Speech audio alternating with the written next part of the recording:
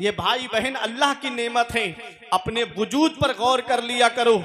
अल्लाह ने तुमको दो आंखों से नवाजा है, अल्लाह ने तुमको कानों में कुव्वत समात अता फरमाई है, अल्लाह ने तुमको आंखें अता की, अल्लाह ने तुमको कान अता फरमाए, अल्लाह ने हाथ अता फरमाए, अल्लाह ने पैर अता फरमाए, अल्लाह रब्बुल इज्जत ने खाने के लिए मुंह और दांत अता फरमाए।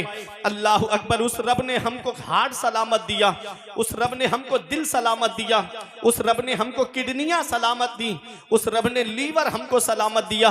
कभी तुम्हें लगे मेरे रब का कितना एहसान है मेरे ऊपर, तो एक चक्कर धौनी वालों अब हॉस्पिटल का लगा लिया करो, एक चक्कर अस्पताल का लगा लिया करो। वहां तुमको देखने को मिलेंगे कुछ लोग ऐसे मिलेंगे कि किसी के पैर टूटा पड़ा है, उस पे प्लास्टर चल रहा है, किसी के पैरों में राड पड़ रही है, किसी के हाथों की सर्जरी हो रही है, किसी के कानों का इलाज चल रहा है, किसी की आंखों का इलाज चल रहा है, किसी का हार्ट, किसी को हार्ट पड़ चुका है, किसी के दिल का इलाज चल रहा है, किसी की किडनियों की धुलाई हो रही है, किसी के लीवर का इलाज चल रहा है। अल्लाह रब्बुल इज्जत का एहसान है हमारे ऊपर कि उसने हमको आंखें सलामत दी, उसने हमको कान सलामत दिए, उसने हमको हार्ट सलामत दिया, उसने हमको किडनियां सलामत अता फरमाई, उसने हमको क़ुव्वत गोयाई अता फरमाई। अल्लाह अकबर। कितना मेहरबान है मेरा रब अपने बंदों पर, उसने बेशुमार नेमतों से हमको नवाजा है। खाने के लिए अलग अलग ग़िज़ाएं हमको अता फरमाई है, अलग अलग नेमतें हमको अता फरमाई है। अल्लाह अकबर। एक गेहूं है, उस गेहूं से आटा है, उस आटे से कितनी नेमतें तैयार होती हैं। उसी आटे से रोटी बनती है, उसी आटे से पराठा बनता है, उसी आटे से समोसा बनता है, उसी आटे से जलेबी बनती है। कितनी नेमतें एक आटे से तैयार होती है। अगर तेरा रोटी से पेट नहीं भरता तो पराठा खा के पेट भर ले, अगर तेरा पराठे से पेट नहीं भरता तो कुछ और ग़िज़ाएं खा करके अपने पेट की भूख को मिटा ले। एक किस्म के चावल से हमारा पेट भर जाता, उसने अलग अलग किस्म के चावल हमको अता फरमाए हैं। एक गोश्त से हमारा पेट भर जाता, उसने अलग अलग किस्म के गोश्त हमको अता फरमाए। एक किस्म की दाल, सिर्फ मसूर की दाल होती, उससे हमारा पेट भर जाता, उसने हमको अलग अलग किस्म की दालें अता फरमाई। एक किस्म की सब्जी सिर्फ आलू होता, उससे हमारा पेट भर जाता, उसने अलग अलग सब्जियां हमको अता फरमाई कि आलू खा के पेट भर ले। आलू अच्छा नहीं लगता तो हरी सब्जियां खा करके अपने पेट की भूख को मिटा ले। उसने सब्जियों से हमको नवाजा है।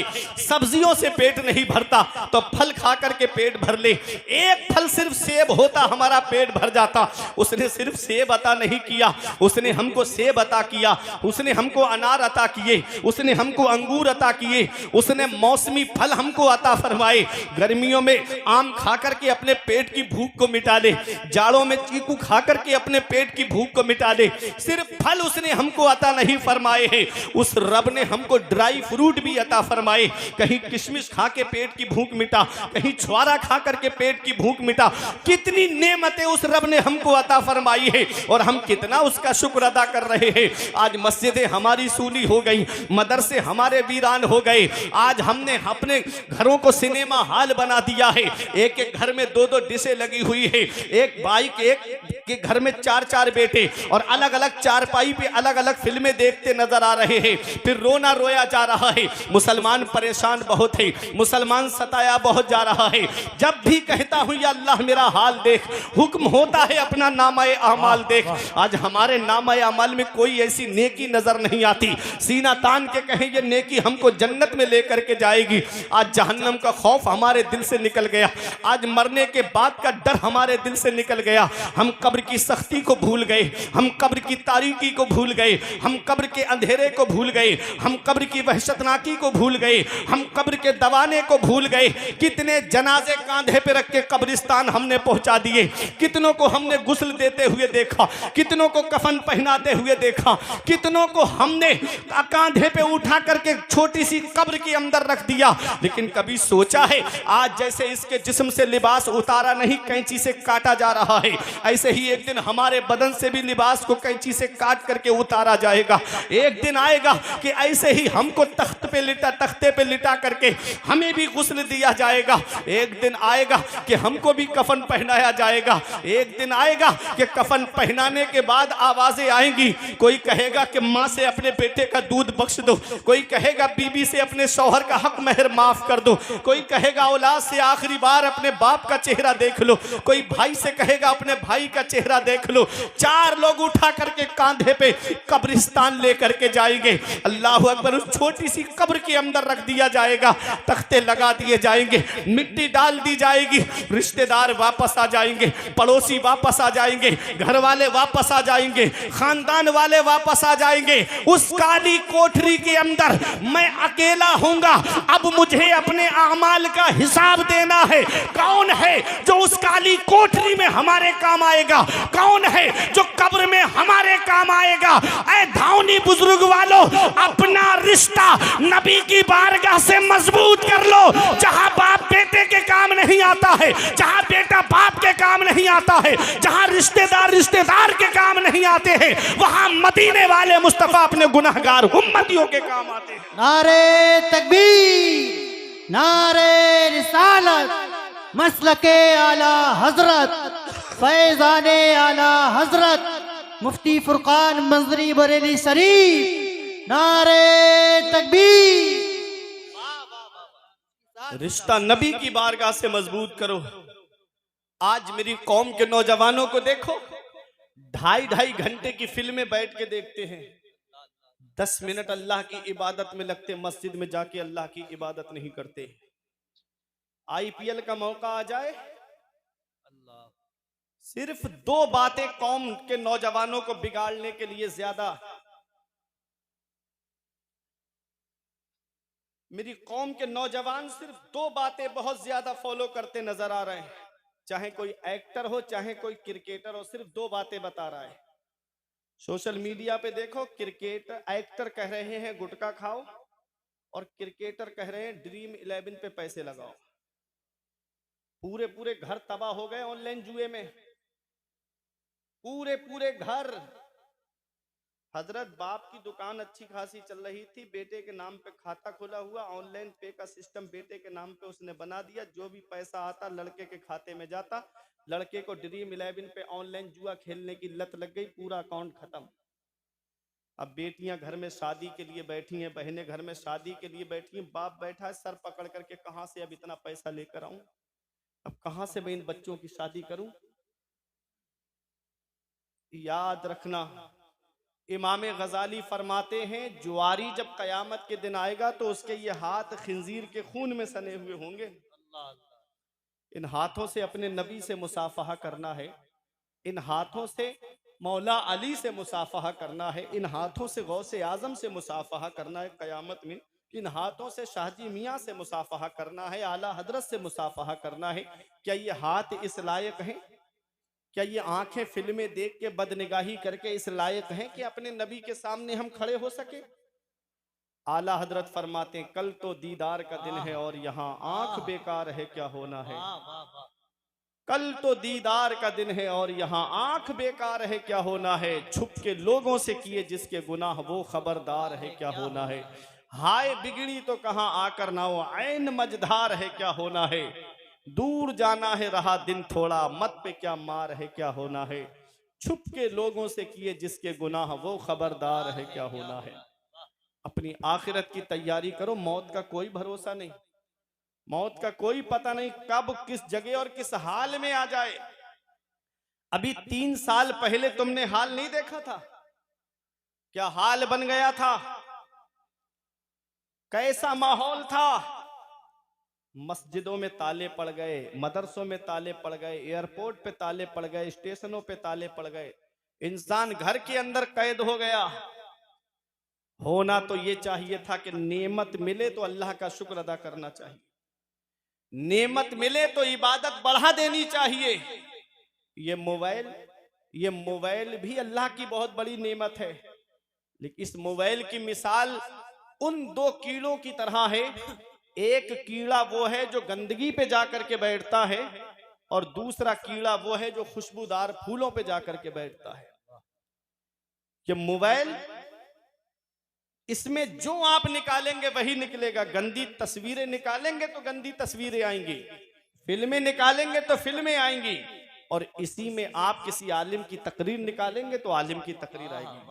इसी में आप नाते नबी निकालेंगे तो नाते नबी आपको सुनने को मिलेगी। इसी में आप खाना काबा का तवाफ करते हुए देखना चाहते हैं तो इसमें खाना काबा का तवाफ करते हुए लोग भी आपको नजर आएंगे। गुंबदे खजरा की सुनहरी जालियों का दीदार करते हुए भी लोग आपको नजर आएंगे। तो जो जिस जहनियत का होता है वो उसी जहनियत से इस मोबाइल को इस्तेमाल करता है। मोबाइल आ गया, होना तो ये चाहिए था कि मेरा भाई सऊदी में रहता है, मैं 5 मिनट में उससे बात करके अपने दिल को सुकून पहुंचा लेता हूं कि मेरा भाई बहुत दूर है लेकिन मुझे ऐसा लगा कि मेरा भाई मेरे पास में मौजूद है। ये मोबाइल आ गया, नेमत आई, तो अल्लाह की इबादत बढ़ा देनी चाहिए थी, मुझे तो और अल्लाह की इबादत करनी चाहिए थी।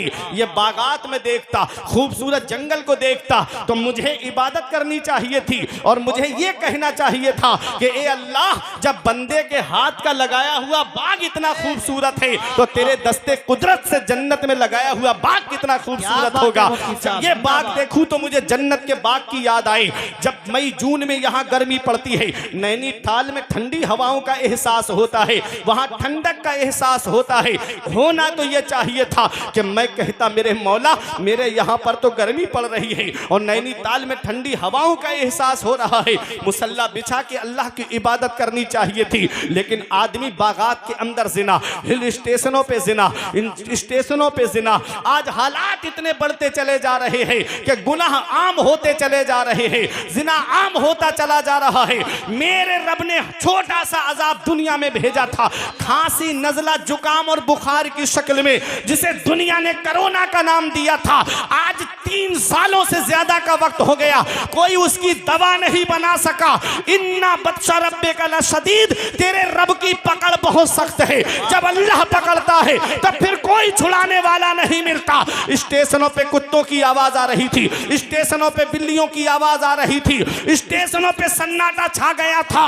मेरे रब ने हल्का सा अजाब भेजा, कोई उसकी दवा ना बना सका। वो अमेरिका जिसके डॉक्टरों का ये कहना था कोई बीमारी ऐसी नहीं जिसकी दवा हमारे पास मौजूद ना हो, वो चाइना जिसके वैज्ञानिकों का ये दावा था कोई भी चीज लेकर आओ, आधे घंटे में उसका सैंपल, उसकी कॉपी, उसकी नकल हमसे लेके चले जाओ। आज 3 साल से ज्यादा का वक्त हो गया, कोई उसकी दवा तक नहीं बना सका। डॉक्टर घुटनों के बल गिर गए, वैज्ञानिक घुटनों के बल गिर गए। मेरे रब ने बता दिया, बंदा हो बंदा बन के रहना, तुम्हारे चाहने से कुछ नहीं होता है, वही होता है जो मंजूर खुदा होता है। नारे तकबीर, नारे रिसालत, मसलके आला हजरत मुफ्ती फुरकान मंजरी बरेली शरीफ। बंदे के चाहने से कुछ नहीं होता है, वही होता है जो मंजूर खुदा होता है। वो राज़िक है, गिज़ा कीड़ों को देता है, वो पत्थर में भटकता फिरता है। इंसान क्यों रोजी के चक्कर में उड़ाने भर हवाओं में, या लगा गोते समंदर में, मिलेगा बस वही जितना के लिखा है मुकद्दर में। अल्लाह रब्बुल इज्जत की तकसीम पे राजी रहो, अपने रब की इबादत करते रहो। जब अल्लाह पकड़ता है तो फिर कोई छुड़ाने वाला नहीं मिलता। आज गुनाहों में जिंदगी गुजर रही है, आज अय्याशियों में जिंदगी गुजर रही है। आज घरों के हालात देखो, आज घरों के अंदर जाकर के जायजा लेकर के देखो तो माँ बाप घरों में आंसू बहा रहे हैं, बाप चारपाई पे आंसू बहा रहा है, बेटा दोस्तों के साथ पार्टियां करता नजर आ रहा है, माँ बाप एक एक पैसे की दवाई के लिए परेशान है और बेटा दोस्तों के साथ पार्टियां करके होटलों में वेटरों को टिप दे करके आ रहा है। इधर माँ बाप की आंख, माँ बाप एक एक पैसे की दवाई के लिए परेशान और बेटा कोई नैनीताल की सैर कर रहा है, कोई दार्जिलिंग की सैर कर रहा है, कोई कश्मीर कन्याकुमारी की सैर कर रहा है। याद रखना प्यारे मुसलमानों, मदीने वाले मुस्तफ़ा पैगाम देते हैं, जिससे उसके माँ बाप राजी हैं उससे अल्लाह राजी, उसका रसूल राजी, और जिससे उसके माँ बाप नाराज उससे ना अल्लाह राजी ना उसका रसूल राजी। अरे घर में रूठे हुए माँ बाप को मना लो। आज हम दुआ कराते फिर रहे हैं, मैं आया हजरत दुआ कर दो, पीर साहब आए हजरत दुआ कर दो, इमाम साहब मिले हजरत दुआ कर दो, आलिम साहब मिले हजरत दुआ कर दो।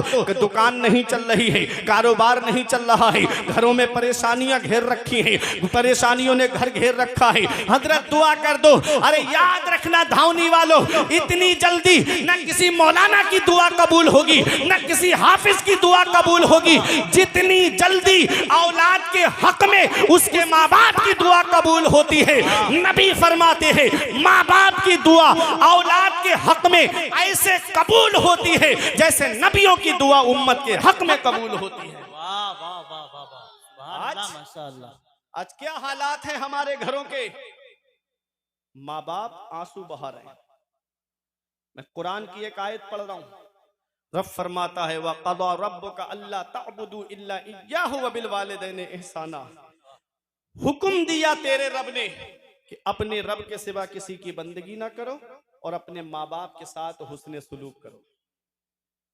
ये उलमा इकराम तशरीफ फरमाए, आप इनसे पूछे पूरे कुरान में अल्लाह ने जहां जहां अपने हक बयान फरमाए हैं, ठीक उसके बाद अल्लाह ने माँ बाप के हक बयान फरमाए। क्या समझे, हुकूकुल्लाह के बाद में हुकूकुल इबाद में बंदों के हक में सबसे पहला हक जिसका है वो माँ बाप है। आज वही घर में माँ बाप आंसू बहा रहे हैं, एक एक पैसे के लिए माँ बाप परेशान हैं। ईद का मौका आए, हमारे बच्चे शॉपिंग मॉल से कपड़े खरीदे और हमारे माँ बाप पुराने कपड़े पहन के अल्लाह का शुक्र अदा करें। हमारे बच्चे सेवई खाएं और माँ बाप हमारे बच्चों का चेहरा देखें। क्या इस दिन के लिए माँ बाप औलाद को जवान करते हैं? क्या इस दिन के लिए माँ बाप औलाद को पालते हैं? हम कौन सा मुंह लेके अपने आका की बारगाह में जाएंगे? हम कौन सा चेहरा लेकर अपने आका की बारगाह में जाएंगे? ऐ दाऊनी वालों, मदीने वाले मुस्तफ़ा सल्लल्लाहु अलैहि वसल्लम ने इरशाद फरमाया, जो सुबह को माँ बाप का चेहरा मोहब्बत से देख ले, अल्लाह जन्नत के 2 दरवाजे खोल देता है। और एक का इंतकाल हो गया है, एक मौजूद है, तो जो मौजूद है उसका चेहरा मोहब्बत से देख ले तो अल्लाह जन्नत का 1 दरवाजा खोल देता है। आज मेरी कौम के नौजवान कहते मेरे बाप ने मेरे लिए किया क्या है? ये मकान मैंने अपने पैसे से बनाया, ये जमीन मैंने अपने पैसे से खरीदी है, ये प्रॉपर्टी मैंने अपनी मेहनत से जमा की है। हदीस क्या कहती है? नबी फरमाते अंता व मालो का ले अबी का, तुझ पर भी तेरे बाप का हक है और तेरी जायदाद पर भी तेरे बाप का हक है। बाप है क्या? हमारे उलमा फरमाते हैं बाप आंगन में लगे हुए पेड़ की तरह होता है। मेरी बात समझ में आ रही है आपकी? बाप आंगन में लगे हुए पेड़ की तरह होता है। जब शिद्दत की गर्मी पड़ती है, जब शिद्दत की धूप पड़ती है, जब गरम गरम लू के थपेड़े होठों को खुश्क कर देते हैं, आदमी पेड़ के नीचे कुर्सी डाल के बैठ जाए, आराम मिल जाता है। आदमी दोपहर में पेड़ के नीचे चारपाई बिछा के बैठ जाए, उसे सुकून मिल जाता है। पेड़ के पत्ते दोपहर में तोड़ के देखना, ऊपर से गर्म होते हैं लेकिन नीचे बैठने वाले को छांव पहुंचाते हैं। बाप है क्या? हमारे बुजुर्ग फरमाते हैं बाप आंगन में लगे हुए पेड़ की तरह होता है।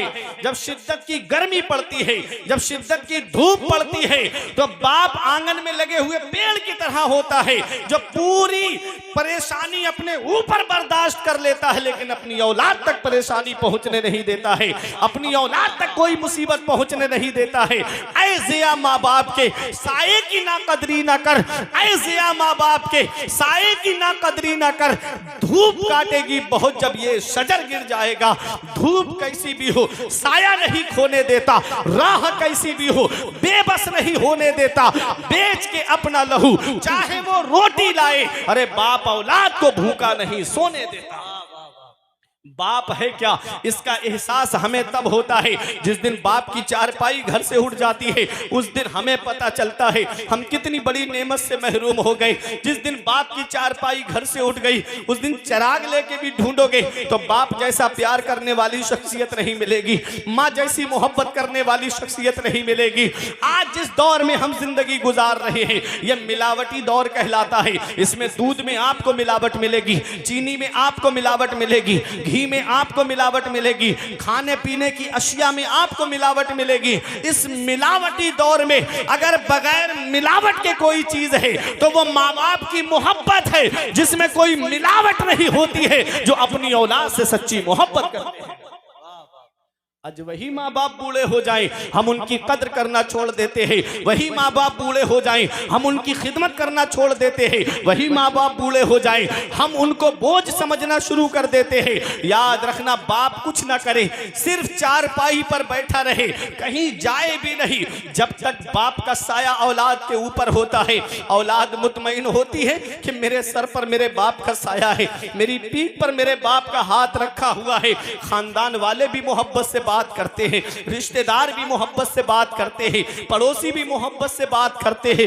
जिस दिन उस बूढ़े बाप की चारपाई घर से उड़ जाती है, उस दिन कभी जमीन के बंटवारे के नाम पे लड़ाई, कभी घर के बंटवारे के नाम पे लड़ाई, फिर लड़ाइयां जन्म लेती है। पता चला बाप ऐसा साया है कि जिस दिन ये साया सर से उड़ जाता है, उस दिन पता चलता है कि हम कितनी बड़ी नेमत से महरूम हो गए। उस दिन पता चलता है कि हम कितने बड़े साये से महरूम हो गए।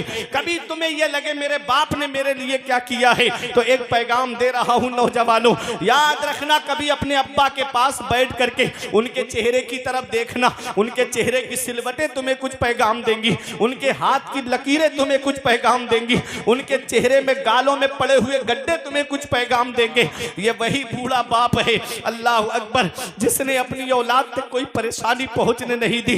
बड़ी से बड़ी परेशानियां अपने ऊपर बाप रोक लेता है।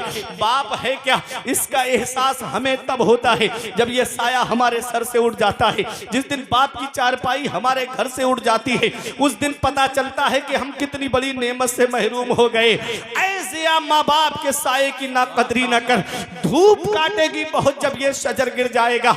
जिस दिन बाप की चारपाई घर से उड़ गई, उस दिन कोई सच्चे दिल से दुआ देने वाला तक नसीब नहीं होता। ऐ धावनी बुजुर्ग वालों, एक पैगाम दे करके जा रहा हूं, अपने दिल की तख्ती पे लिख लेना। कभी तुम्हें लगे मेरे बाप ने मेरे लिए क्या किया है, तो चले जाया करो बहेड़ी में मेन चौराहे की तरफ, चले जाया करो बरेली शरीफ में मेन चौराहे की तरफ। देखो वहां कुछ लोग रात में तुमको ऐसे मिलेंगे कि कोई ऑटो रिक्शा चला रहा है, कोई टुक टुक चला रहा है, कोई बस चला रहा है, कोई ट्रक चला रहा है, कोई फोर व्हीलर लेकर के चौराहे पे खड़ा है, कोई इको लेकर के रात में खड़ा है। सोचता है कि 4 पैसे जमा हो जाएंगे, मेरी औलाद की पढ़ाई में काम आएंगे, 4 पैसे जमा हो जाएंगे, मेरी औलाद के खर्चे में काम आएंगे। अरे ये रिक्शा चलाने वाला एक बाप ही तो है, ये फलों का ठेला लगा के गर्मी में खड़ा होने वाला एक बाप ही तो है। ये शिद्दत की सर्दी में कोहरा आता है, पैरों में मोजे नहीं, हाथ में दास्ताने नहीं, कानों से कोई रुमाल बंधा हुआ नहीं, अड्डे की तरफ जाकर के मेहनत मजदूरी के लिए जाने वाला औलाद की खातिर ये एक बाप ही तो है। ये कोई मुंबई कमाने जा रहा है, ये एक बाप ही तो है। ये दिल्ली कमाने जा रहा है, ये एक बाप ही तो है। ये सऊदी 3-3 साल के लिए कमाने जा रहा है, ये एक बाप ही तो है। बाप क्या नहीं करता अपनी औलाद के लिए। अगर प्यास लगती है तो पानी मस्जिद की टंकी पे जाकर के पीता है। पड़ोसी कहते हैं एक पानी की बोतल लेकर के पानी क्यों नहीं पी लेता, कहता है 20 रुपए बच जाएंगे, मेरी औलाद की पढ़ाई में काम आएंगे, मेरी औलाद के खर्चे में काम आएंगे, मेरी औलाद की तालीम में काम आएंगे।